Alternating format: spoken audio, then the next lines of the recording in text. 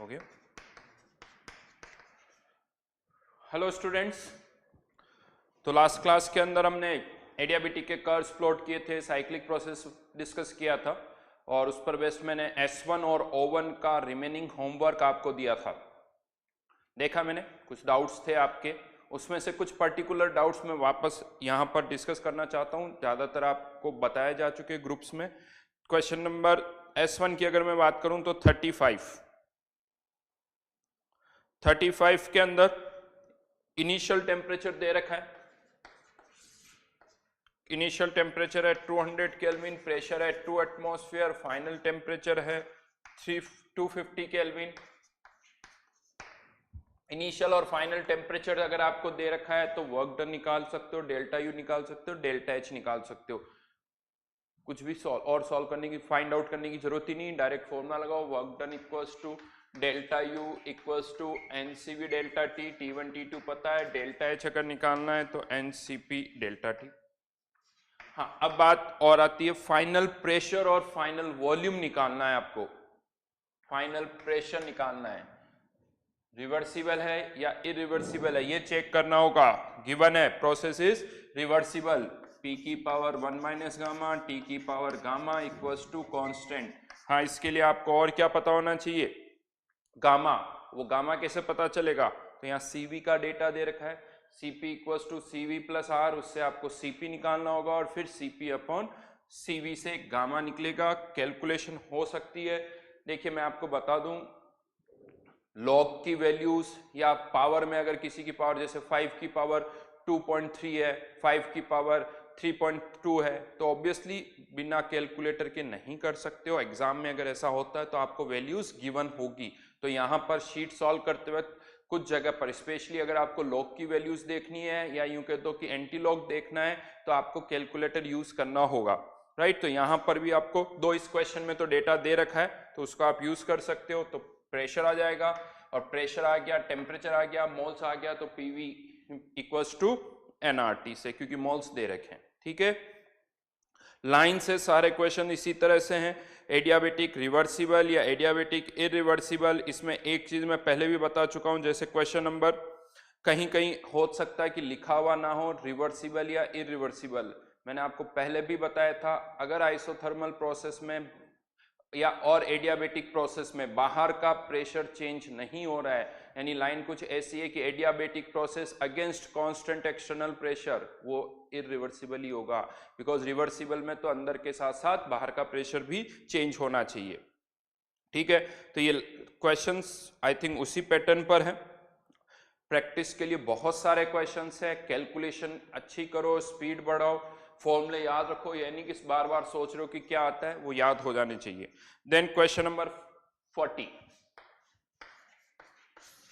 Question number 40, PV -2 equals to constant. Polytropic process है, 100 kelvin 1 litre से कहाँ जा रहे हो 2 लीटर, टेम्परेचर नहीं पता है। जैसे पीवी की पावर गामा या पीवी की पावर -2 है, इसको टेम्परेचर और वॉल्यूम की टर्म्स में भी हम लिख सकते हैं। तो इसको आप टेम्परेचर और वॉल्यूम की टर्म्स में लिखो तो यहाँ से आप T2 फाइंड आउट कर सकते हो। लिख सकते हैं या नहीं लिख सकते टेम्परेचर, तो nRT आ जाएगा, nRT बाई V, यहाँ पर nRT बाई V, V की पावर -2 इक्वल्स टू कॉन्स्टेंट, तो यहाँ पर TV की पावर -3 इक्वल्स टू कॉन्स्टेंट। और यहां से आप फाइनल टेम्परेचर निकाल सकते हो। फिर से वही कहूंगा, टेम्परेचर पता चल गया तो आप डेल्टा यू, डेल्टा एच ये सब फाइंड आउट कर सकते हैं। 1 मोल मोनोएटॉमिक गैस दे रखा है। हाँ, यहाँ पर एक और टर्म पूछी जा रही है, हीट कैपेसिटी, जिसका लास्ट क्लास में हमने फॉर्मूला डिराइव किया था, C equals to CV R upon x minus 1, जहां पर राइट नाउ x की वैल्यू कितनी हो जाएगी -2। अच्छा, ये ध्यान रखना, ये x तभी है जब ये पीवी की पावर में आता है, यहाँ P और V है। अगर टेम्परेचर और वॉल्यूम है तो पहले उसे प्रेशर और वॉल्यूम में कन्वर्ट करोगे तब x की वैल्यू आएगी। तो यहां से आप हीट कैपेसिटी फाइंड आउट कर सकते हो। ठीक है, देन ओवन में बात करते हैं। ओवन के कुछ क्वेश्चंस मैंने लिखे हैं 48। ये वो क्वेश्चंस हैं जो मुझे लगता है मुझे एक्सप्लेन करने चाहिए। क्वेश्चन नंबर 48,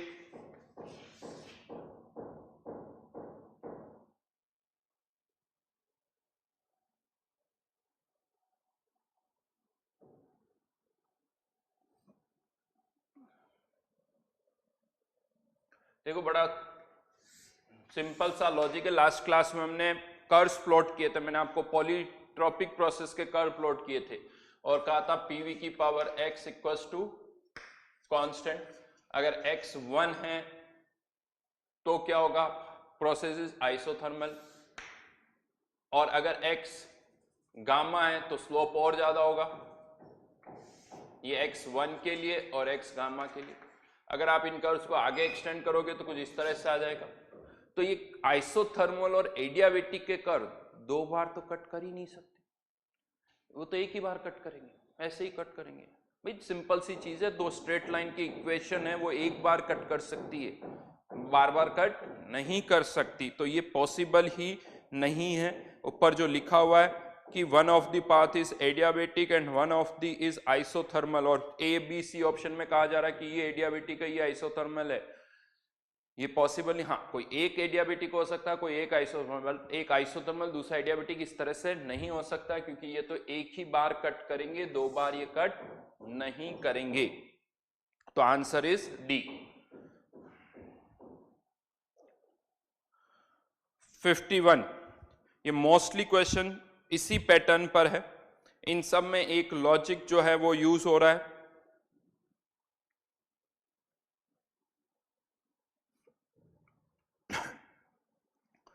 क्वेश्चन नंबर 51 में दो प्रोसेस है, पीवी इक्वल्स टू कांस्टेंट और पीवी की पावर 2 इक्वल्स टू कांस्टेंट। तो यहां पर फिर से वही कहूंगा, ये पीवी कांस्टेंट, ये पीवी की पावर 2 कांस्टेंट। डजेंट मैटर कि ये कांस्टेंट वैल्यू क्या है, K1 है या K2 है, इससे कोई फर्क नहीं पड़ रहा। अब यहां पर क्या पूछा जा रहा है, मैग्नीट्यूड वाइज मैग्नीट्यूड वाइज बात करें तो किसका एरिया अंडर द कर्व ज्यादा है, इसका एरिया अंडर द कर्व ज्यादा है। तो मैग्नीट्यूड वाइज वर्क डन जो होगा वो फर्स्ट प्रोसेस का सेकंड प्रोसेस से ज्यादा होगा, फर्स्ट प्रोसेस का सेकंड प्रोसेस से ज्यादा होगा, चाहे K1 और K2 की वैल्यूज कुछ भी हो। ग्राफिकली करो, सबसे आसान है, इंटीग्रेट करके नहीं करना है, कॉम्प्लिकेटेड हो जाएगा। ग्राफिकली आपको करना है। तो एरिया अंडर द कर्व हमेशा ही फर्स्ट वाले प्रोसेस का ज्यादा होगा। देन 53, 54, 53, 54, ये एक अच्छा क्वेश्चन है। इन सब में हम कंपेयर कर रहे हैं ग्राफिकल पार्ट को ही कि कर्व कैसे होंगे। देखिए अब यहां पर मिक्स कर दिया 53 के अंदर। यहां पर हमने क्या किया, एक तरह से देखा जाए तो एक आइसोथर्मल रिवर्सिबल और एडियाबेटिक रिवर्सिबल को कंपेयर किया। हमने दो एडियाबेटिक रिवर्सिबल और इरिवर्सिबल को भी कंपेयर किया। अब सबको हम कंपेयर कर रहे हैं तो उसके अकॉर्डिंग मैं बता देता हूं आपको क्या होगा। देखिए ये एक आइसोथर्मल प्रोसेस है, ए से बी हम जा रहे हैं, स्टार्टिंग पॉइंट ये एंड पॉइंट, ये पीवी की पावर 1 इक्वल्स टू कांस्टेंट। अब कोई भी ऐसा प्रोसेस जिसमें यहां पर ये v यानी x की वैल्यू कम होगी, जैसा हमने यहां डिस्कस किया था, जैसे pv की पावर हाफ, ये क्या होगा, इसके ऊपर होगा या नीचे होगा, ऑब्वियसली वो कर्व इसके ऊपर होगा। ये pv की पावर हाफ, और इस तरह से हमें पता है यहां पर v की पावर क्या हो जाती है 0, और अगर v की पावर 1 से ज्यादा होगी तो वो कर्व कहां आएगा, नीचे। ये pv की पावर, ये पीवी की power gamma equals to constant, ये आइसोथर्मल, ये एडियाबेटिक, ये कोई और पॉलीट्रॉपिक प्रोसेस है। और अगर यहां पर पीवी की यानी किसी का एक्स गामा से भी ज्यादा है तो वो और नीचे आएगा। तो ये आइसोथर्मल, ये एडियाबेटिक। हाँ, अब बात आती है आइसोथर्मल इरिवर्सिबल करें तो हमें पता है आइसोथर्मल रिवर्सिबल हो या इरिवर्सिबल, वो तो दोनों ही एंड यहीं पर होंगे। तो आइसोथर्मल इरिवर्सिबल भी करते हो तो स्टार्टिंग यहां से होगी, एंड यही होगा। लेकिन अगर आप एडियाबेटिक इरिवर्सिबल करते हो तो आंसर अलग है। हाँ, जहां तक अब मैं बात करूं एडियाबेटिक इरिवर्सिबल की, लेकिन for same final volume, final volume अगर सेम है तो हमने डिस्कस किया था वो पॉइंट कहीं यहां आता है, यहां कहीं वो पॉइंट आएगा। ये किसके लिए, एडियाबेटिक इरिवर्सिबल, ये एडियाबेटिक रिवर्सिबल,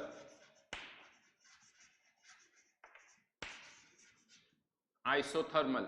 अच्छा, अब आप ये भी पूछ सकते हो, एक डाउट और आता है कि ये एडियाबेटिक रिवर्सिबल है, ये हमें पता है, एडियाबेटिक इरिवर्सिबल का पॉइंट रिवर्सिबल से ऊपर होगा, ये भी पता है, लेकिन इसकी क्या गारंटी कि वो आइसोथर्मल से नीचे होगा? लॉजिक मैं बताता हूं। यहां से यहां टेम्परेचर में कोई चेंज नहीं हो रहा है, टेम्परेचर वही है, राइट। यहां से वॉल्यूम इसका भी डबल हुआ, वॉल्यूम इसमें भी डबल हो रहा है, तो वॉल्यूम में चेंज सेम है, लेकिन एडियाबेटिक इरिवर्सिबल में टेम्परेचर कम हो रहा है, वॉल्यूम में तो उतना ही चेंज है लेकिन टेम्परेचर कम हो रहा है, तो प्रेशर भी कम होगा, तो एडियाबेटिक का प्रेशर आइसोथर्मल के प्रेशर से कम होगा, इसीलिए ये पॉइंट नीचे आ रहा है, ठीक है, इसीलिए ये पॉइंट नीचे आ रहा है। इसमें मैं एक पॉइंट और ऐड कर दूं, बहुत अच्छा क्वेश्चन ये बनता है, ये एडियाबेटिक रिवर्सिबल और ये एडियाबेटिक इरिवर्सिबल, ये कर्व्स हमने पहले भी प्लॉट किए, लेकिन ये एडियाबेटिक इरिवर्सिबल कौन सा? सिंगल स्टेप, ये सिंगल स्टेप है, ये रिवर्सिबल है, मतलब इनफाइनाइट स्टेप्स, ये इनफाइनाइट स्टेप्स और ये सिंगल स्टेप। क्वेश्चन आता है अगर आप एडियाबेटिक 2 स्टेप करोगे तो क्या होगा? वो पॉइंट कहां होगा? एडियाबेटिक 2 स्टेप का पॉइंट कहां होगा? क्या यही होगा? या नंबरिंग कर देता हूं, 1 2 3 4 5, एडियाबेटिक 2 स्टेप का पॉइंट कहां होगा? 1 2 3 4 5, आंसर इज 3। क्यों? लॉजिक बड़ा सिंपल सा, ऐसे नहीं समझ आएगा, बट एक सिंपल सा लॉजिक मैं बता रहा हूं, जैसे जैसे आप स्टेप्स बढ़ा रहे हो, एक इरिवर्सिबल प्रोसेस किसको अप्रोच करता है? रिवर्सिबल को, तो वो पॉइंट, इरिवर्सिबल पॉइंट हमेशा किसकी तरफ मूव करेगा? रिवर्सिबल की तरह, ये रिवर्सिबल की तरफ, तो ये इरिवर्सिबल है, ये रिवर्सिबल है, ये पॉइंट जो है इस तरफ मूव करेगा, यानी ये सिंगल स्टेप इरिवर्सिबल, ये रिवर्सिबल, तो 2 स्टेप 3 स्टेप 4 स्टेप, ये सारे पॉइंट्स 2 और 4 के बीच में ही होंगे, ठीक है। यानी मैं इसमें चाहूं तो एडियाबेटिक 2 स्टेप भी मिक्स कर सकता हूं, एडियाबेटिक 3 स्टेप भी मिक्स कर सकता हूं, 4 स्टेप भी मिक्स कर सकता हूं, तो और कुछ नहीं हो रहा है। अभी तक आप हर एक कर अलग अलग प्लॉट कर रहे थे, आइसोथर्मल रिवर्सिबल इरिवर्सिबल अलग, एडियाबेटिक रिवर्सिबल इरिवर्सिबल अलग, फिर कोई पॉलीट्रोपिक का कर्व अलग, हमने यहाँ पर इन सबको क्या कर दिया? मिक्स कर दिया, एक साथ प्लॉट करना पड़ रहा है, तो एक दो बार ट्राई करिए, मैंने यहाँ लिखा हुआ है, एक साथ मिक्सअप ना हो, इसीलिए ये यहाँ पर ये केवल adiabatic reversible irreversible, irreversible single step 2 step 3 step, ये वाला पार्ट हमने यहाँ पर डिस्कस किया है। हाँ, ये मैं सेम फाइनल वॉल्यूम के लिए डिस्कस कर रहा हूँ, आप सेम फाइनल प्रेशर के लिए भी डिस्कस कर सकते हो, यहाँ पर वर्टिकल लाइन पर है, वहां सारे क्या होंगे? हॉरिजॉन्टल लाइन में, यानी पीछे वाला पार्ट याद रखो रो, तो बी और सी पॉइंट आए थे, बी और सी पॉइंट, तो जो भी adiabatic irreversible 2 step 3 step 4 step होगा, वो सारे पॉइंट बी और सी पॉइंट के बीच में ही होंगे, ठीक है।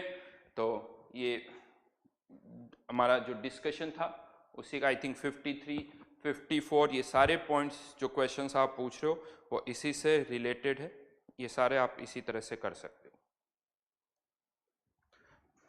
अच्छे क्वेश्चन है ये, आपको एक नहीं दो दो तीन तीन बार वापस से देखना पड़ेगा, तब जाके कमांड आएगा कि किस तरह से हम सोचे, और इन्हीं को प्रैक्टिस करोगे तो अच्छी तरह से चीजें याद होगी।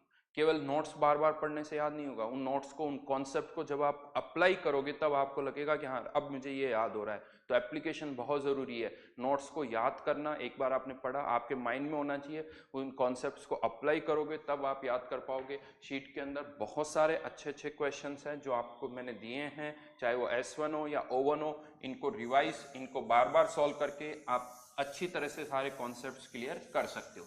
चलिए अब आगे बढ़ जाते हैं, वापस एंट्रोपी वाले पार्ट पर आ जाते हैं। लास्ट क्लास में हमने कार्नोट साइकिल डिस्कस कर लिया था, एंट्रोपी जो है वो हमने इंट्रोड्यूस कर दी थी, और जो डिस्कशन चल रहा था वो ये चल रहा था कि एंट्रोपी एक स्टेट फंक्शन है, ये हमने कार्नोट साइकिल की हेल्प से प्रूव कर दिया था, और कहा था एक फॉर्मूला हमने लिखा था, Q entropy change equals to Q reversible by T, और मैंने आपसे ये कहा था कि जो Q रिवर्सिबल बाई T है, इंटरेस्टिंग पार्ट ये है कि इट इज पाथ इंडिपेंडेंट। ये एक ऐसी टर्म है जो पाथ पर डिपेंड नहीं करती है, जबकि Q रिवर्सिबल पाथ पर डिपेंड करता है, Q इरिवर्सिबल भी पाथ पर डिपेंड करता है, लेकिन Q रिवर्सिबल बाई T वो पाथ के इंडिपेंडेंट होता है। उसी तरह से मैंने आपको बताया था कि दो पॉइंट्स के बीच में Q रिवर्सिबल बाई T की वैल्यू फिक्स है। जैसे दो पॉइंट्स के बीच में डेल्टा U फिक्स है, NCV डेल्टा T ये फिक्स है, चाहे पाथ कुछ भी हो। ये A और B पॉइंट है, अगर मैंने आपको कह दिया कि इसका डेल्टा U इतना है, मुझे पाथ बताने की जरूरत नहीं है। उसी तरह से A और B पॉइंट के बीच में मैंने आपसे कह दिया Q रिवर्सिबल बाई T की वैल्यू इतनी है, तो मुझे पाथ बताने की जरूरत नहीं होगी, बिकॉज वो फिक्स है, वो चेंज नहीं हो रहा है, वो एक फिक्स क्वांटिटी होगी। हाँ, ये अलग बात है कि हमें ए और बी पॉइंट का इससे एंट्रोपी में चेंज पता चल रहा है, लेकिन ना हमें ए पॉइंट की एंट्रोपी पता है, ना हमें बी पॉइंट की एंट्रोपी पता है। इसको मैंने रिलेट किया था, आपको याद करो, पोटेंशियल एनर्जी से। एग्जैक्टली लॉजिक वही है। पोटेंशियल एनर्जी, बस होता क्या है, ये पोटेंशियल एनर्जी वर्ड आप बहुत सालों से सुनते हुए आ रहे हो, तो आपको सब कुछ बड़ा नॉर्मल सा लगता है। अदरवाइज मैं आपको बता दूं, जितनी कॉम्प्लिकेटेड ये पोटेंशियल एनर्जी वाली टर्म है, उतनी ही कॉम्प्लिकेटेड ये भी है। बस पहली बार सुनी है, इसीलिए आपको लगता है कि सर दिख नहीं रही है, तो वो कभी भी नहीं दिखेगी। पोटेंशियल एनर्जी भी नहीं दिखती है, मैं आपको बता दूं। वो तो क्या है, सुनते सुनते सुनते आदत हो गई, तो ये भी आदत में आ जाएगा। एंट्रोपी होती है, एंट्रोपी होती है, एंट्रोपी होती है, 108 बार बोलोगे तो हाँ सर एंट्रोपी तो होती है, वो अपने आप फील आएगा। खैर, अभी अब आगे बढ़ते हैं इससे रिलेटेड। यहां पर लास्ट क्लास में जो मैं आपसे कह रहा था, उसी चीज को थोड़ा और एक बार और इस तरह से भी पुट कर सकते हैं। बहुत सारे तरीके मुझे आपको बताने के। मैंने आपसे कहा था ना कि एंट्रोपी जब मैं आपको समझाऊंगा तो एक लेक्चर में नहीं समझ में आएगी, धीरे धीरे धीरे छोटे छोटे एग्जांपल्स को कनेक्ट करोगे तब समझ में आएगी। इसको मैं एक और तरीके से समझा सकता हूँ। लेट्स से ये ए से बी आइसोथर्मल रिवर्सिबल प्रोसेस है, और हमें पता है ये दो पाथ है जिससे हम ए से बी जा रहे हैं, राइट। अब यहां पर ये भी आइसोथर्मल, ये भी आइसोथर्मल, तो लेकिन इसका Q अलग होगा। इसको मैं Q1 लिख देता हूं और इसको Q2 लिख देता हूं। टेम्परेचर इसका भी कांस्टेंट है, टेम्परेचर यहां पे भी कांस्टेंट है। पहला क्वेश्चन आता है कि अगर मैं किसी भी पाथ से जाऊं, देखो पाथ से कोई मतलब ही नहीं हो तो मैं लिख रहा हूं, अदरवाइज तो ये तो एंट्रोपी चेंज ये भी ए से बी की है और ये भी एंट्रोपी चेंज ए से बी की, चाहे आप इस पाथ से जाओ या इस पाथ से जाओ, एंट्रोपी चेंज तो सेम होगा। लेकिन क्वेश्चन ये आता है कि एंट्रोपी चेंज होगा कितना। कोई आप में से कोई फर्स्ट पाथ से थ्रू भी गया, आप में से कोई सेकंड पाथ के थ्रू भी गया है, दोनों का एंट्रोपी चेंज होगा। जो रिवर्सिबल से गया उसका भी होगा, जो इरिवर्सिबल से गया है उसका भी होगा, लेकिन होगा कितना ये निकालना है, तो हमें Q जो है वो किस पाथ का यूज करना पड़ेगा, रिवर्सिबल पाथ का। राइट नाउ वो Q1 है, डिवाइडेड बाय T कर दिया। अगर टेम्परेचर चेंज हो रहा होता तो हम इसे क्या कर देते, इंटीग्रेट कर लेते, और ये value definitely Q2 by T के बराबर नहीं होगी। ठीक है, तो ये एक जस्ट उसी पर एड ऑन मैंने किया है कि हाँ क्या हम बात कर रहे थे वो मैंने आपको यहाँ पर समझा दिया। अब यहाँ पर ठीक है, कह सकते हो अब आप कि ठीक है सर समझ में आ गया, मान लिया, आपकी बात मान ली, मुझे पता है कैसे मान रहे हो, लेकिन हाँ आप फिर भी अब बोल रहे हो, नहीं तो मैं बोलता जाऊंगा, तो आपने मान लिया कि एंट्रोपी एक स्टेट फंक्शन है, डेल्टा एस पाथ पर डिपेंड नहीं करता है, Q reversible by T path के इंडिपेंडेंट है। जैसे ही आप रुकोगे फिर बोलोगे सर अब क्या करें, आगे तो बताओ। यस, आएंगे, अभी आगे आ रहे हैं। लेकिन अब यहाँ पर क्या इश्यू है, जैसे मैंने पहले भी कहा था, ये एंट्रोपी चेंज का जो फॉर्मूला है जो हमने लिखा है Q रिवर्सिबल बाय T, अगर टेम्परेचर चेंज हो रहा है तो हमें इसे क्या करना पड़ेगा, इंटीग्रेट करना पड़ेगा।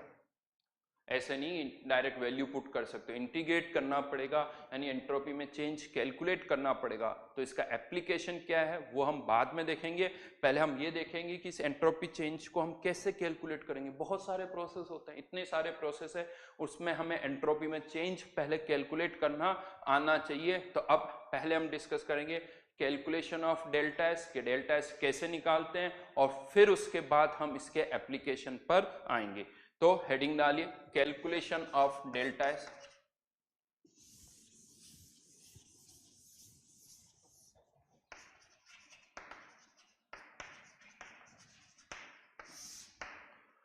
स्टूडेंट्स मैं आपको बता दूं, ये बहुत इंटरेस्टिंग पार्ट है। अगर आप मुझसे पूछोगे कि फिजिकल केमिस्ट्री में मुझे आपको कुछ टॉपिक पढ़ाना है तो बताइए सर कौन सा टॉपिक आप पढ़ाना चाहोगे, तो मेरा पहला आंसर होगा मैं आपको एंट्रोपी पढ़ाना चाहता हूँ। रीजन मीइंग बिकॉज इसको बताने के लिए, इसमें बताने के लिए मेरे पास बहुत कुछ है, मैं बहुत कुछ इसमें से आपको बताना चाहता हूँ। रीजन मुझे पता है, और वो जो नॉलेज है जो मेरे पास आई है ये भी मैं आपको बता दूं कि कोई मेरे पास एक साल में नहीं आई।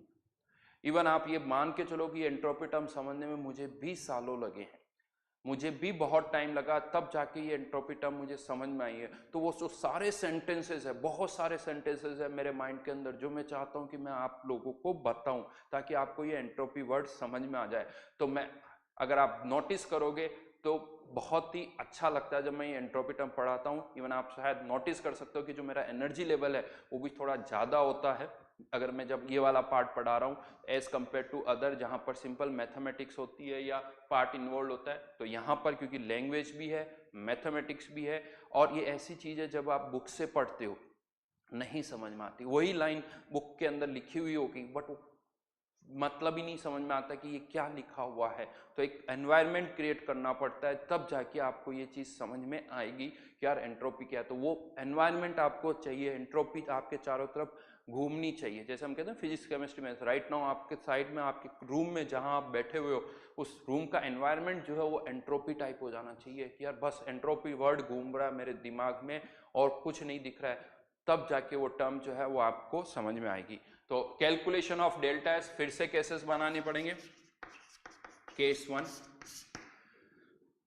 फॉर ए सब्सटेंस, आगे आप कंटिन्यू कर सकते हो, मुझे लगता है अब तक तो याद हो ही गया होगा क्या होता है। For a substance not undergoing any chemical and phase change, not undergoing any chemical and phase change. अब कितने केसेस और बनेंगे इसके अंदर? Yes, 3 cases. पहला case for ideal gas,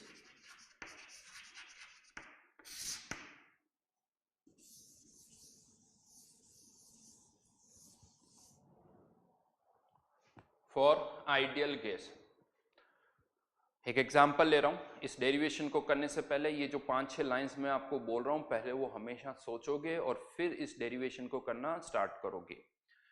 suppose करिए आप क्लास के अंदर 20-50 जितने भी इमेजिन कर सकते हो स्टूडेंट्स बैठे हुए हैं और मैंने आप सबको एक एक कंटेनर दे दिया, कुछ नहीं उसके अंदर भरी हुई है आइडियल गैस, और आप सबको कहा कि इस कंटेनर को यानी इसको गैस को स्टेट ए से स्टेट बी तक लेके जाओ, यानी उसके कुछ प्रेशर वॉल्यूम टेम्परेचर में चेंज करो। स्टेट ए से कहाँ तक ले जाना है? स्टेट बी तक, उसका प्रेशर वॉल्यूम टेम्परेचर चेंज करना है और कुछ नहीं।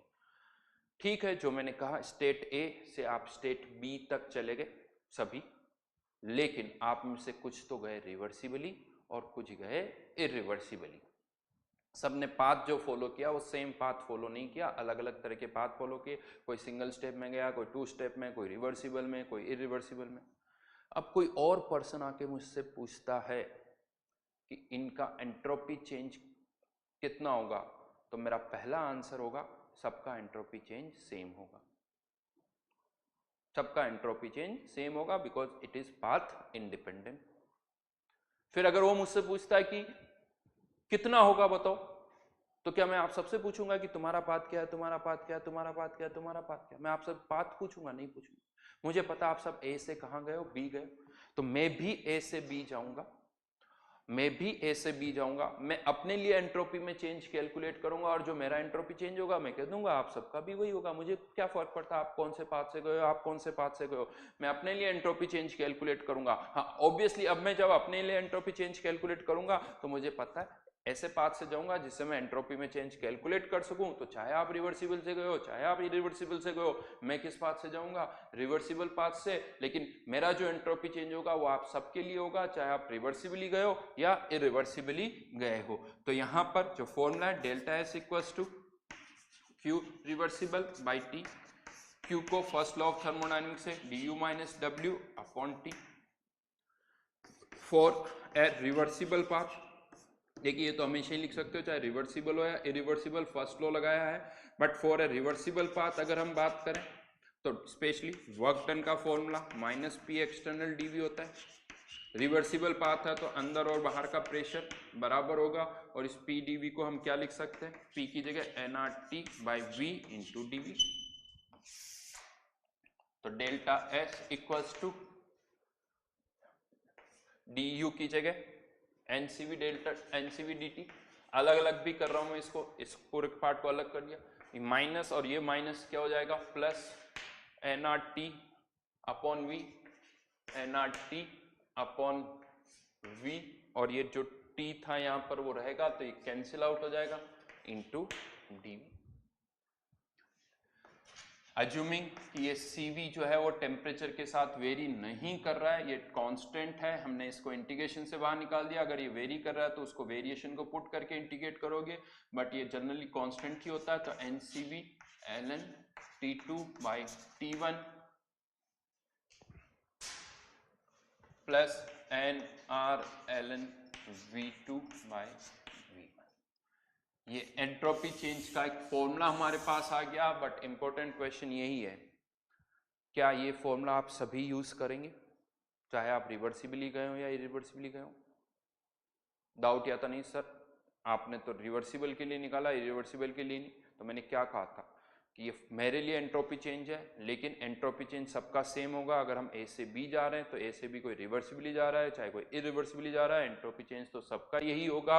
यानी ये फॉर्मूला जो है for reversible as well as irreversible सबके लिए एप्लीकेबल है। इनफैक्ट थोड़ा सोचो तो एंट्रोपी चेंज अगर आपको निकालना, आपको पाथ से मतलब नहीं है, आपको इनिशियल और फाइनल स्टेट से मतलब है। आप पाथ के बारे में सोचो ही नहीं, आपको तो बस ये देखना ए से बी जो भी जाएगा एंट्रोपी चेंज उतना ही होगा। तो एंट्रोपी चेंज निकालना है तो हमें पाथ से मतलब नहीं है, इनिशियल और फाइनल स्टेट से मतलब है। मतलब आप ये कह दीजिए, अगर मैं आपको कहता हूँ T1 इतना है, V1 इतना है, T2 इतना है, V2 इतना है, बताओ एंट्रोपी में चेंज कितना होगा, निकाल दो आंसर। आपको पाथ के बारे में पूछना ही नहीं है। इवन क्वेश्चन में पाथ के बारे में दे रखा है तो भी आपको उससे कोई मतलब नहीं है, आपके पास एक फॉर्मूला है, आप फॉर्मूला लगा दो और एंट्रोपी में चेंज निकाल दो। पाथ के बारे में नहीं सोचना। उस जैसे मैं आपसे कहूं T1 से T2 आप जा रहे हो, यानी टेम्परेचर T1 से T2 चेंज हो रहा है, डेल्टा यू निकालो, आंसर NCV डेल्टा टी। मुझे क्या मतलब है कि फर्स्ट एक स्टेप है या दो स्टेप है, तीन स्टेप है, इससे कोई मतलब नहीं है। मैं एंट्रोपी चेंज डेल्टा यू निकाल सकता हूँ, पाथ से कोई मतलब नहीं है।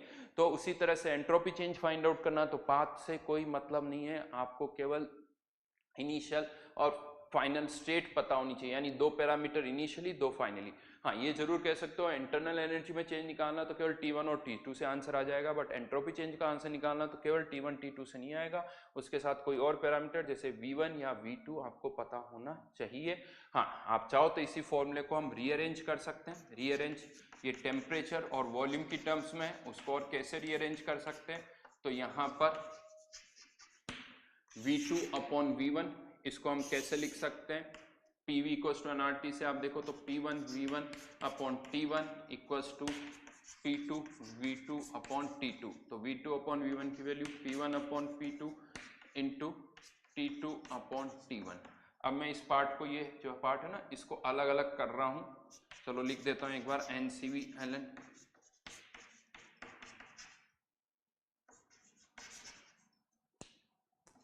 T2 upon T1 plus NR ln P1 upon P2। इसको कंबाइन कर दो, ln T2 by T1, n common CV plus R, तो इसको क्या लिखा जा सकता है, CP ln T2 upon T1 plus NR ln P1 upon P2। वही फॉर्मूला है, ये टेम्परेचर और प्रेशर की टर्म्स में है, और जो ऊपर हमने लिखा था वो टेम्परेचर और वॉल्यूम की फॉर्म में। अगर आपको T1 T2 V1 V2 दे रखा तो ये फॉर्मूला लगा दो, P1 P2 T1 T2 दे रखा तो ये फॉर्मूला लगा दो, जिससे कैलकुलेशन आपको लग रहा है कम है वो फॉर्मूला आप यहाँ पर यूज कर सकते हो। लेकिन फिर से मैं कहूँगा, हाँ ये फॉर्मूला जो है हमेशा, यानी एक आइडियल गैस के लिए हमेशा यूज किया जा सकता है। इससे मतलब नहीं है कि रिवर्सिबल है या इरिवर्सिबल है। यहीं पर एक चीज मैं और ऐड कर देता हूं, दो स्टार्टिंग हमने की थी एंट्रोपी चेंज का जो फॉर्मूला लिखा था Q reversible by T, yes ये अभी भी है, लेकिन अब न्यूमेरिकल जब सॉल्व करने की बात आए तो जैसे ही मैं आपको कोई न्यूमेरिकल दूं कि एक आइडियल गैस है, बताओ एंट्रोपी में चेंज कितना होगा, आपके माइंड में ये वाला फॉर्मूला आना चाहिए, ये नहीं आना चाहिए। होता क्या है, छोटा सा फॉर्मूला होता है, इनफैक्ट स्टार्टिंग भी मैंने यहीं से की, तो ये पहले स्ट्राइक कर जाता है। ये फॉर्मूला इसका लिमिटेड यूज है। ये formula direct Q by T से आप आंसर तभी निकाल पाओगे जब टेम्परेचर कांस्टेंट होगा, अदरवाइज इससे नहीं कर सकते। अगर टेम्परेचर वेरी कर रहा है तो वही इंटीग्रेट करना पड़ेगा, और इंटीग्रेट करना पड़ेगा तो यही आंसर आएगा। तो डायरेक्ट ये फॉर्मूला तो केवल एक ही जगह लगेगा जब आइसोथर्मल प्रोसेस कर रहे हो, बाकी कोई सा भी प्रोसेस हो उसके लिए आपको इंटीग्रेट करना होगा। गड़बड़ कहाँ होती मैं बता दूं, इस क्यों मैं बोल रहा हूं, एक एग्जामिनर जानबूझ के आपको थोड़ा सा फंसाने की कोशिश करता है। कैसे फंसाने की कोशिश करता है, वो डायरेक्ट एक क्वेश्चन में आपको दे देगा कि एक प्रोसेस है जिसका Q इतना है और टेम्परेचर इतना है। अब क्या होता है, जैसे ही हमें Q दिखता है, टेम्परेचर दिखता है, हमें लगता है फॉर्मूला लगा दो आंसर आ जाएगा। हम ये देखने की भी कोशिश नहीं करते कि जो एग्जामिनर ने हमें Q दे रखा है क्वेश्चन में, वो कौन सा है, रिवर्सिबल है या इरिवर्सिबल। उसने सारे डेटा दे रखे हैं, उसने Q का डेटा भी दे रखा है, टेम्परेचर का डेटा भी दे रखा है, लेट से टेम्परेचर कांस्टेंट है वो भी दे रखा है, V1 भी दे रखा है, V2 भी दे रखा है, सारे डेटा दे रखे हैं। लेकिन हमें चेक करना पड़ेगा कि उसका जो Q है वो Q रिवर्सिबल है या इरिवर्सिबल है। अगर वो Q रिवर्सिबल है तब तो फिर भी ठीक है, लेकिन अगर वो Q इरिवर्सिबल हुआ तो ये फॉर्मूला नहीं लगेगा। तो कहीं पर भी एंट्रोपी चेंज के लिए मैं बता दूं, एंट्रोपी चेंज की जब बात करते हो तो अब यहाँ पर Q को थोड़ा अलग अलग रखो। हर जगह Q जैसे ही आता है, रिवर्सिबल इरिवर्सिबल, ये दो कैटेगरीज में डिवाइड करो। तो खैर मैं फिर से कहूँगा, ये फॉर्मूला बहुत कम जगह यूज होगा, मोस्टली यही फॉर्मूले यूज होंगे। तो इनकी आदत आपको डालनी होगी, इनकी आदत डालो, इनको याद करो, और साथ में हमेशा इन लाइन बोलो, for reversible as well as irreversible process ये फॉर्मूले आप लगा सकते हो, राइट। तो चलिए इसी पर एक क्वेश्चन करते हैं जो मैंने लिखा हुआ इसी के ऊपर।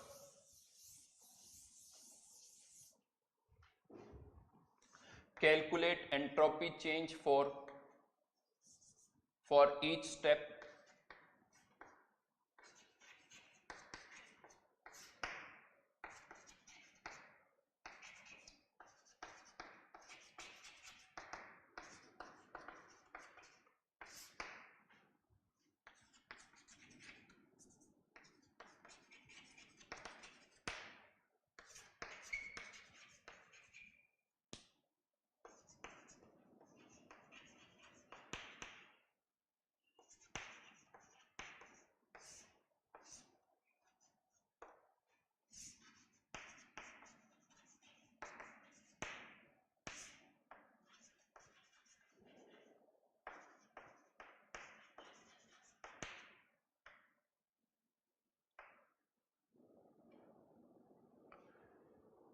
फोर्टी सिक्स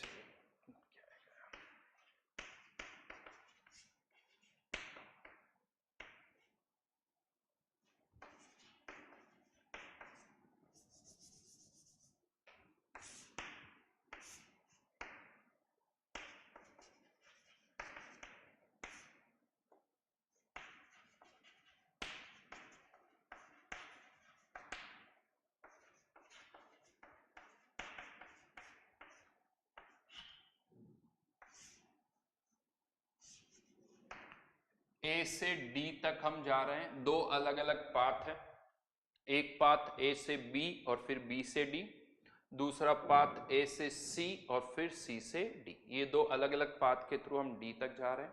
हमें इस स्टेप की हर एक स्टेप का एंट्रोपी चेंज फाइंड आउट करना है। आंसर अभी आप कैलकुलेशन ज़्यादा नहीं करनी, सीवी और सीपी, क्योंकि मैंने नहीं बताया मोनो एटॉमिक है या डायटोमिक, तो आंसर आपका सीवी सीपी की टर्म्स में ही देना है। आंसर इसी तरह से आएगा, CV LN5, CV LN2, CV LN 1.5, इस तरह से कुछ आंसर्स आपको निकालने हैं। यहाँ पर फॉर्मूला कौन सा लगाना है यह आपको देखना है, जिससे कैलकुलेशन कम हो। इन दोनों में से या जो पैरामीटर्स आपको लग रहा है गिवन है उससे आप फाइंड आउट कर सकते हैं। वैसे तो मैंने यहाँ प्रेशर, टेम्परेचर, वॉल्यूम सब दे दिया, तो आप फॉर्मूला लगाइए। यानी इसको मैं ये 1 2 3 4 ये सारे आंसर्स आपको देने, 1 2 3 4।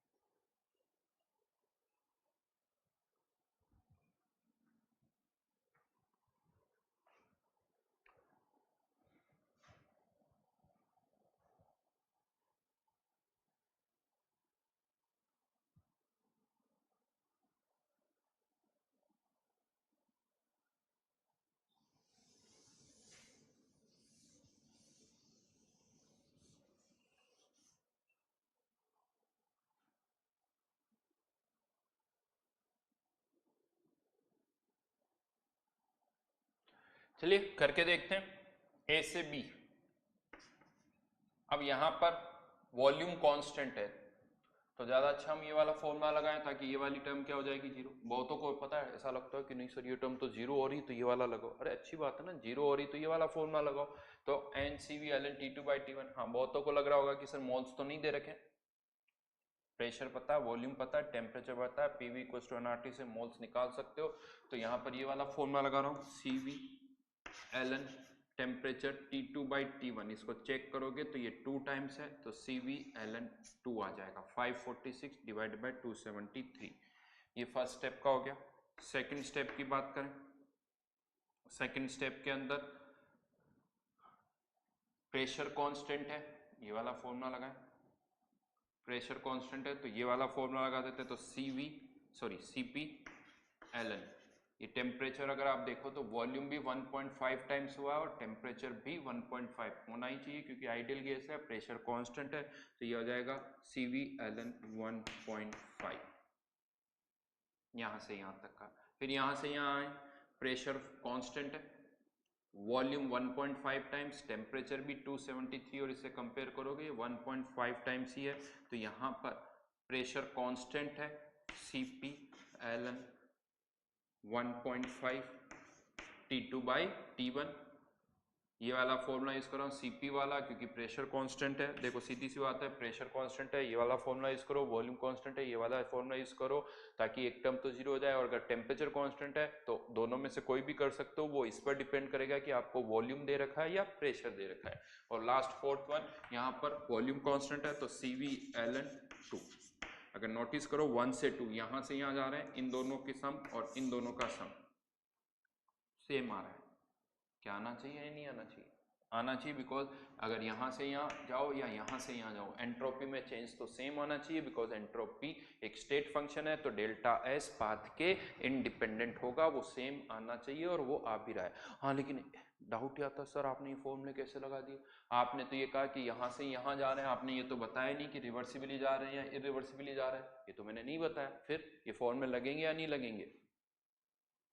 लगेंगे, बिकॉज ये फॉर्मूले इस पर डिपेंड ही नहीं करते कि आप ऐसे भी रिवर्सिबली जा रहे हो या इरिवर्सिबली जा रहे हो। चाहे ऐसे भी रिवर्सिबली जाओ तब भी ये आंसर, चाहे इरिवर्सिबली जाओ तब भी आंसर तो यही होंगे, आंसर में कोई चेंज नहीं होगा।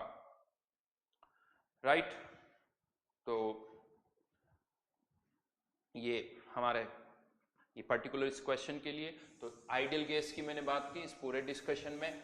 अब बात आती बी पार्ट, रियल गैस के लिए क्या होगा, चलिए उसकी बात करते हैं। तो second part for real gas,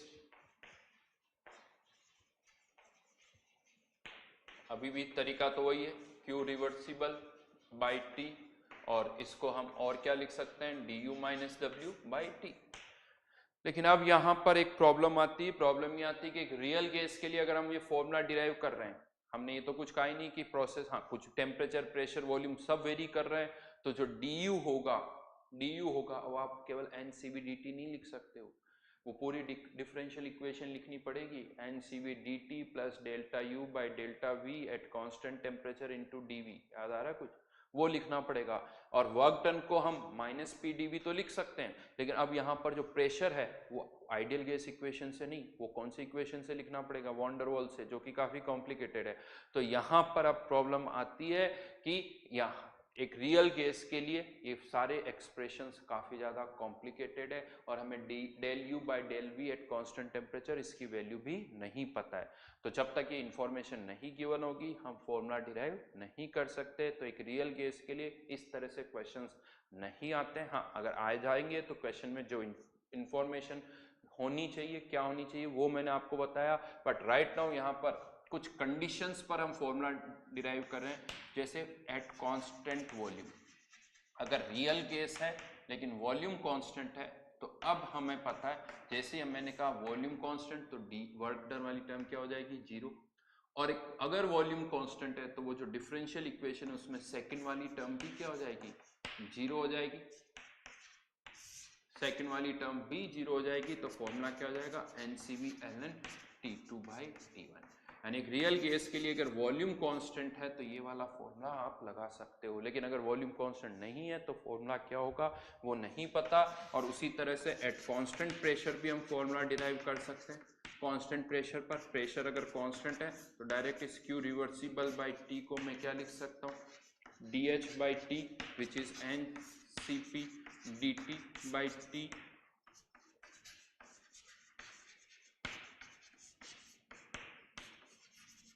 NCP ln T2 by T1।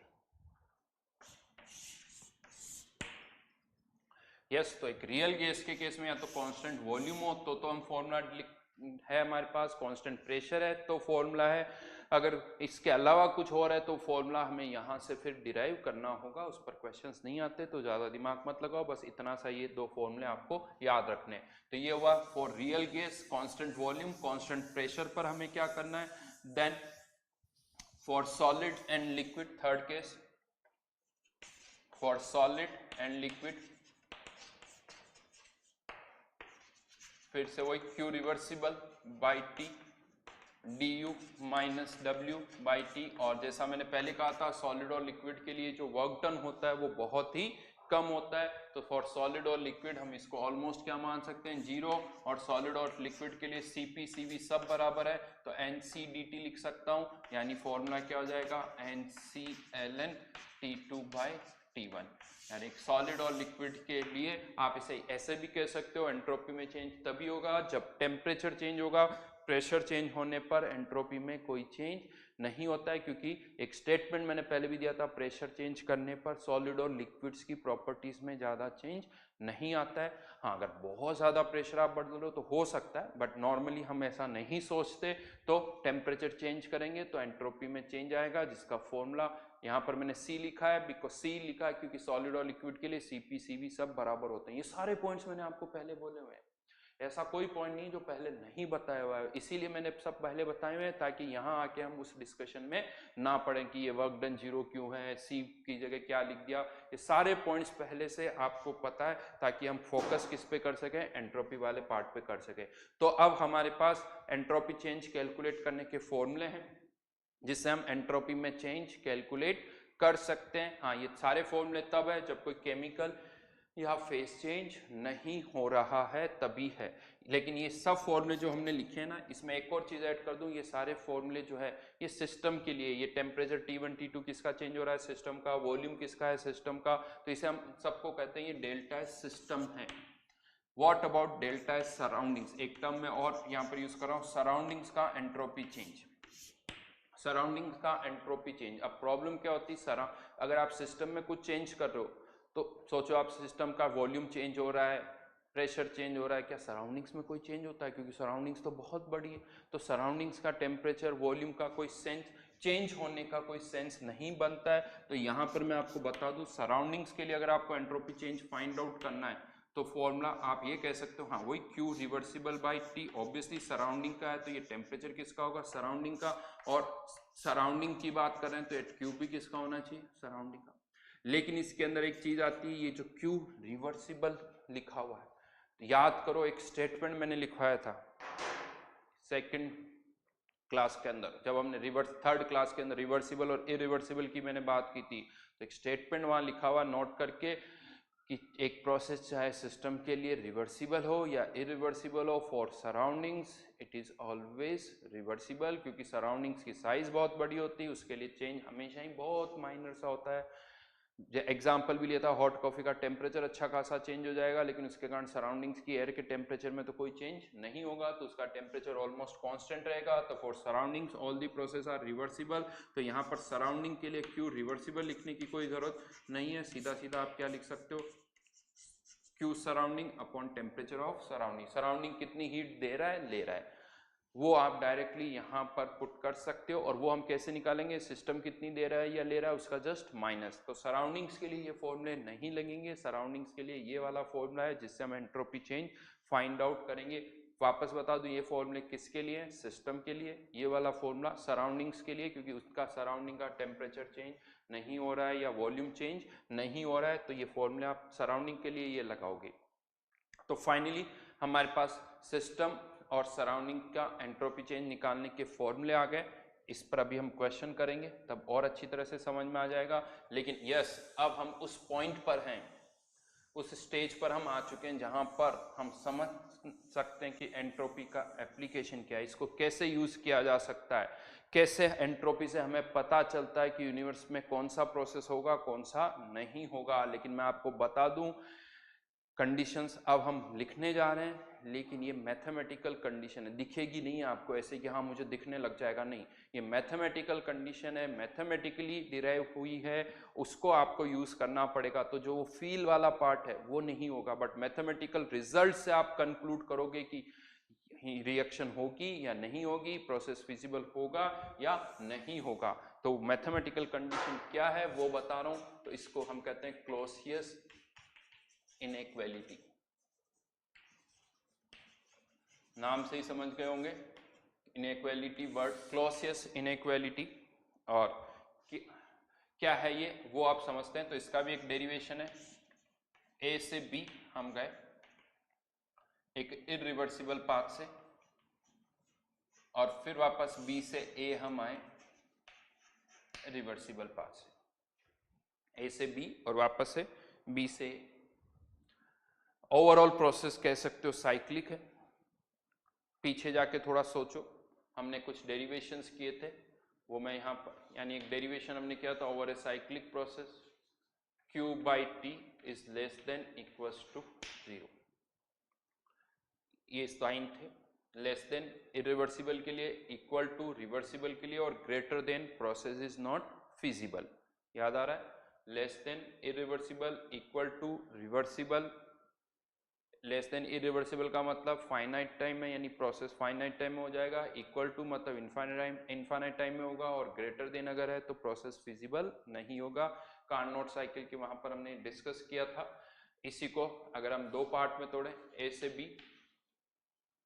B, इस पर्टिकुलर प्रोसेस की अगर मैं बात करूं तो सिंस पूरे साइक्लिक प्रोसेस में एक भी स्टेप अगर इरिवर्सिबल है तो ओवरऑल प्रोसेस जो है इरिवर्सिबल ही कहलाएगा। तो यहां पर Q irreversible by T plus B से A Q reversible by T. यहां पर एक लाइन में लिख देता हूं, यहां लिख देना for irreversible cyclic process, irreversible इसीलिए लेस देन साइन। नाउ यहां पर अगर हम देखें तो ये Q रिवर्सिबल बाई टी है। सिंस Q रिवर्सिबल है इसीलिए इसे मैं क्या बोल सकता हूं, इस वाली टर्म को चेंज इन एंट्रोपी। तो यहां पर ये हो जाएगा A से B Q irreversible by T. B यहां पर B से A जा रहा है तो it is entropy change from B to A less than 0।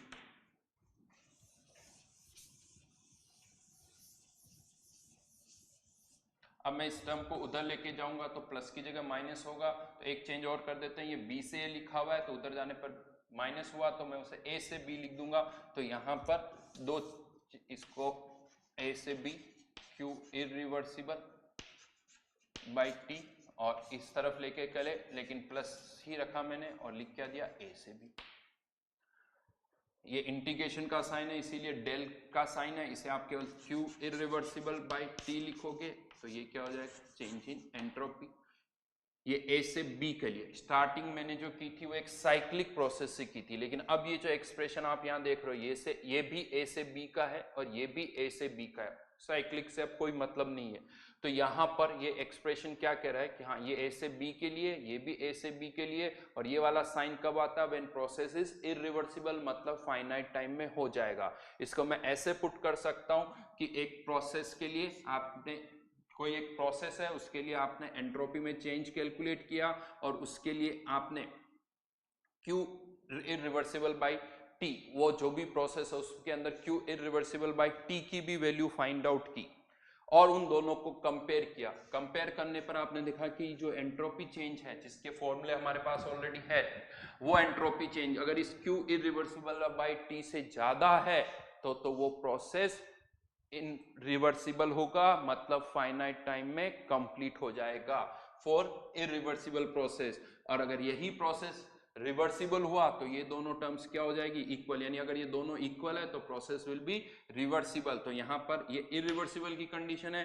For reversible मैं क्या बोल सकता हूँ, Q, सिंस अब रिवर्सिबल लिख दिया तो Q by T equals to ds। तो इन जनरल हम क्या बोल सकते हैं, इसको जनरल में एक साथ कंबाइन करके लिख दूं तो Q by T is less than equals to ds, जहां पर मतलब ये है कि अगर ये delta S Q by T से ज्यादा है तो process will be irreversible, equal है तो प्रोसेस विल बी रिवर्सिबल। और आप चाहो तो एक और साइन लगा दो, ग्रेटर देन वाला, process will B not feasible. यानी यहां पर हम क्या कर रहे हैं, Q बाई टी को ds से कंपेयर करके हम बता पा रहे हैं कि कौन सा प्रोसेस फिजिबल होगा, कौन सा फिजिबल नहीं होगा। And this condition is known as Clausius inequality. Q by T is less than equals to ds। हर जगह ये तीनों साइन नहीं लगाए जा सकते क्योंकि काफी कॉम्प्लिकेटेड सा दिखता है, बट हाँ Q बाई टी को डेल्टा एस से कंपेयर करके आप बता सकते हो कि वो प्रोसेस होगा या नहीं होगा। इसी को मैं वापस लिख रहा हूं, यहाँ पर बहुत सारी चीजें लिखी हुई है। तो cube by T less than, generally आप इस तरह से इसको लिखते हो, and this is known as Clausius inequality, जो आपको ये बता रही है कि यूनिवर्स के अंदर अगर आप किसी भी प्रोसेस को फाइनाइट टाइम में करना चाहते हो, फाइनाइट टाइम में करना चाहते हो, तो वो जो ds की वैल्यू है, वो जो भी प्रोसेस हो रहा है उसमें आप Q बाई टी निकालो। जो Q बाई टी है अगर उससे ds ज्यादा है तो वो प्रोसेस फाइनाइट टाइम में हो जाएगा, और अगर ये Q बाई टी ds से ज्यादा हुआ तो वो प्रोसेस नहीं होगा। यानी आप ऑन पेपर पहले ही कैलकुलेशन कर सकते हो, यार ये चेंज होता है तो इसका Q इतना होगा, टेम्परेचर इतना है, डेल्टा एस इतना है। अब आप इन डेटा को कंपेयर करो और इस डेटा के थ्रू आपको पता चल जाएगा कि यूनिवर्स के अंदर कौन सा प्रोसेस होगा, कौन सा प्रोसेस नहीं होगा। मैंने आपसे कहा था ये मैथमेटिकल है, फील नहीं आएगा आपको, अजीब सी कंडीशन। आप कह सकते हो कि सर ये कंडीशन तो आ गई लेकिन बड़ा कुछ भी ऐसा लग रहा है, क्या किया हमने। यस, ये पूरा मैथमेटिकल है। This is known as Clausius inequality.